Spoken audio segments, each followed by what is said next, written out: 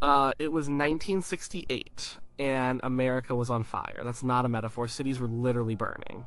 The country felt like it was tearing itself apart. You could feel it in the air, a kind of nervous static, a sense that the center was not holding. Everything seemed broken. The Vietnam War was a wound that would not close. Every night, the news brought images of jungles and helicopters and young men who looked like your brother or your neighbor. But Walter Cronkite, the most trusted man in America, had gone on television and essentially declared the war unwinnable.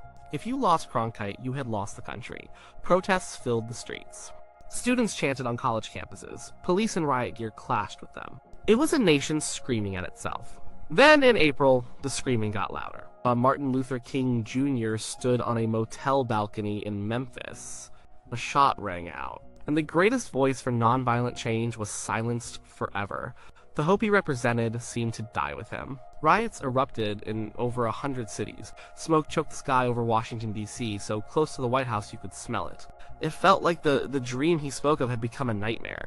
Just 2 months later, in June, it happened again. Robert F. Kennedy, who had picked up the fallen standard of hope for so many, had just won the California primary. He was speaking to his supporters in a hotel kitchen. Another shot, another leader gone. Another hope extinguished. It was a year of ghosts, a year of rage and grief. The divisions felt absolute, black and white, young and old, pro-war and anti-war. The generation gap was a canyon. The racial divide was an abyss. The country was a family that had forgotten how to speak to each other, choosing instead to yell, to cry, and to hit. Into this storm of noise and pain walked a man who seemed to belong to another era entirely. He was a ghost of a different kind, a ghost of the 1950s. His name was Elvis Presley, and in 1968 he was considered a joke. The king of rock and roll was gone. In his place was a movie star, and not a good one. For the better part of a decade, he had been trapped in Hollywood, churning out a series of terrible, formulaic movies. Think Klondike, Harem Scarum, Paradise, Hawaiian style. The plots were interchangeable. He was a race car driver, a boat captain, a pilot. He would meet a pretty girl, sing a few silly songs, get into a mild fistfight, and win the girl in the end. The music was forgettable, a pale imitation of the fire he had once possessed. The world had moved on. The Beatles had conquered America. The Rolling Stones were the sound of rebellion. Bob Dylan was writing poetry for a generation. Jimi Hendrix was setting his guitar, and the world on fire. And Elvis was singing to a stuffed camel in a movie. He had become safe, predictable, irrelevant, a cultural artifact in a world that was exploding with new ideas and new sounds. He knew it too. He was miserable. He was 33 years old, but he felt older. He missed the energy of a live audience. He missed singing music that mattered. He told his friends he was tired of the bad movies and the bad songs. He was an artist in a cage, a very comfortable, very gilded cage, but a cage nonetheless. His manager, the infamous Colonel Tom Parker, had orchestrated this path. It was profitable. It was safe. It minimized risk. But it was killing the soul of the man who had changed music forever. Then came an opportunity, a television special, his first time performing for a live audience in over 7 years. The network, NBC, and the sponsor, Singer Sewing Machines, wanted a nice, family-friendly Christmas show. The Colonel's big idea was for Elvis to come out and sing a bunch of Christmas carols, maybe wear a Santa suit. It was the same safe, predictable thinking that had led him to Clambake. But a young, ambitious director named Steve Binder had a different idea. Binder was in his 20s. He understood the culture of the 1960s. He saw the fire still burning inside Elvis, buried under years of Hollywood schmaltz. He didn't want to produce a Christmas card. He wanted to make a statement. He wanted to remind the world who Elvis Presley really was. Binder and Elvis started talking. Not about scripts or songs, but about life, about the world, about what was happening in the country. They talked about the assassinations, the riots, the division. Elvis was deeply affected by what was happening. He was a Southern boy from Tupelo, Mississippi, a man who had grown up poor. He saw the injustice, he felt the pain of the country. He wasn't a political activist, he never had been. But he was a human being, and he was heartbroken by the hate and violence he saw on the news every night. Binder saw his opening. He realized the television special couldn't just be about Elvis's past. It had to be about the present. It had to speak to the moment. The show was scheduled to air in December 1968, at the end of this brutal, exhausting year. And it was a chance to say something, a chance to offer a glimmer of hope in the darkness. The show Binder envisioned was raw and real. He threw out the big production numbers and convinced Elvis to do a segment that was essentially an impromptu jam session with his old bandmates. Sitting in a circle on a small stage, surrounded by a live audience. It was intimate, electric. Elvis, clad in black leather, looked lean and dangerous again. He sang his old hits, but with a new hunger. He was reclaiming his crown, note by note. You could see the joy and relief on his face. This was the real him. The man, not the movie character. But Binder needed a finale. He needed a big closing number, a song that would tie everything together. The Christmas song the sponsor wanted felt completely wrong. Singing Santa Claus is back in town after a year of assassinations and riots would be more than tone-deaf, it would be an insult. He needed something with meaning, something with weight. He went to the show's musical director, a man named W. Earl Brown. Binder explained what he and Elvis had been talking about. The sadness over Dr. King. The despair after Bobby Kennedy. The feeling that the world was spinning out of control. He told Brown, I want a song that's about the state of the world. I want a song that reflects what Elvis is feeling. Brown went home that night and thought about it. He thought about the conversations. He thought about the news reports. And he thought about the words of Martin Luther King Jr. He sat down and started to write. The words came not from a place of clever songwriting, but from a place of sincere emotion. They weren't complicated. They were a simple, direct plea. The lyrics spoke of a better land, a world where doubts and fears were gone. A world where men could walk without fear. It was a vision of peace and understanding. And, at its core, was a powerful, repeating question, a testament of faith against all evidence. It built and built, a gospel-tinged cry for hope in a hopeless time. The melody was grand, soaring, almost like a hymn. The next day, Brown played the song for Binder. Binder knew instantly this was it. This was the song. Now came the hard part. They had to play it for Elvis. They gathered in his dressing room. Earl Brown sat at the piano and played it. Elvis listened, his face unreadable. When the song finished, there was silence. Elvis spoke.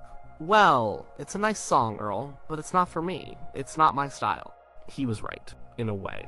It wasn't a rock and roll song, it wasn't a blues song. It wasn't a country song, it was a message song. And Elvis didn't sing message songs. That was for Bob Dylan and the folk singers. He was an entertainer. He sang about heartbreak and dancing and blue suede shoes. Binder was crestfallen, but he didn't give up. He took Elvis aside. He said, I want you to go home. Read the lyrics. Just think about it. Think about the year we've had. Think about what you want to say. Elvis went home. He thought about it. He thought about Dr. King, a man he deeply admired. He thought about the dream that King had spoken of on the steps of the Lincoln Memorial. He saw how the lyrics of this new song echoed that dream, that plea for a world where people could be judged by the content of their character. He came back the next day. He found Binder and Brown. He said, okay, I'll do it. But there was one more obstacle, and it was a big one. Colonel Tom Parker. When the Colonel heard the song, he was furious. He confronted Binder. This is not an Elvis Presley song. What is this? This is some kind of political statement. He's not supposed to be making statements. He's supposed to be singing songs and selling records. The Colonel saw it as a huge risk. It could alienate people. It was preachy. It was not part of the formula that had made them both rich. He forbade it. This was the moment of truth. For years, Elvis had deferred to the Colonel on almost every career decision. The Colonel knew business. Elvis knew music. That was the deal. But this was different. This was personal. Elvis stood up to his manager. It was one of the few times in his career he truly put his foot down. He looked the Colonel in the eye and said, I'm doing this song. Let me give it a try. The force of his conviction was so strong that even the Colonel had to back down. The song was in. The night of the taping for the finale arrived. The set was stark. Just a massive red-lit sign of his name behind him. No band was visible, no backup dancers. Just him. He came out wearing a simple, pure white suit. It was a stark contrast to the black leather of the jam sessions. He looked almost angelic, a figure of peace. He stood before the microphone. The music started, a soft, searching piano. He closed his eyes, and then he began to sing. And something incredible happened. It wasn't just a performance, it was a possession. He wasn't just singing the words, he was living them. Every ounce of his frustration with his career, his grief for the fallen leaders, his hope for a broken country poured out of him. His voice, which could be so smooth and charming, was raw, ragged with emotion. He wasn't crooning, he was pleading. He stood with his legs planted, his body tense. He grabbed the microphone stand like he was holding on for dear life. His hand was clenched in a fist. Sweat beaded on his forehead and ran down his face. On the lines about a stronger and warmer wind, his voice soared, full of gospel power. On the lines about men walking hand in hand, it was filled with a desperate longing. He was no longer the rock and roll icon. He was no longer the cheesy movie star. He was a man standing alone on a stage, begging the world to be better. In that moment, he connected with the pain and the hope of 1968 in a way no politician or pundit ever could. He was channeling the soul of a nation. When the final powerful note faded, he stood there bent over, his body trembling with the effort. He was physically and emotionally drained. The crew in the studio was silent, many of them in tears. They knew they had just witnessed something more than a television taping. It was a moment of pure, unvarnished truth. Elvis walked off stage and reportedly collapsed in his dressing room, completely spent. He had left everything he had on that stage. When the special aired on December 3rd, 1968, the country was stunned. People had tuned in expecting to see the old Elvis, maybe a little nostalgia. Instead, they saw a vital, relevant artist at the peak of his powers. The Black Leather Jam sessions were a revelation. But it was that final song that truly resonated. It became an unlikely anthem for a movement he was never officially a part of. Why was it so unlikely? First, because of who he was. Elvis was not a political figure. He was a patriot, he had served in the army, but he never marched in a protest. He was, to many, the face of the white establishment. He was a Southern man from Mississippi, the heart of the segregated South. For him to sing a song so clearly inspired by Martin Luther King Jr. was a powerful, and for some, a shocking statement. His relationship with the black community and its music was also complex. He had built his career on blues and R&B, music born from the African-American experience. This led to accusations of cultural appropriation that have followed his legacy for decades. Many felt he had taken black music and made it safe for white audiences, getting rich and famous while the originators struggled. For this same man to then deliver a plea for racial harmony was loaded with irony. But for many, it also felt like a validation. Here was the biggest star in the world, a white Southerner, acknowledging the debt and amplifying the message of the civil rights movement on the biggest possible stage. And that was the key. He wasn't singing to the converted in a coffee house in Greenwich Village. He was singing to mainstream America. He was singing to the people in small towns, the people who might have been suspicious of protesters and activists. He was a bridge. His fame and his perceived lack of political agenda allowed the song's message to reach ears and hearts that might have been closed to it otherwise. He wasn't lecturing them. He was sharing a dream with them. The performance itself was the ultimate authenticator. You could not fake that emotion. You could not manufacture that level of sincerity. In his sweat and his strained voice, people saw a man who believed every single word he was singing. He wasn't just performing a song written for a TV show, he was testifying. In the ashes of 1968, a year that had taken so much, this song felt like a gift. It was a moment of shared humanity. It acknowledged the darkness, but refused to surrender to it. It insisted on the possibility of a better world, a gentler time. It gave people permission to hope again. It became a prayer for a wounded nation, sung by its prodigal king.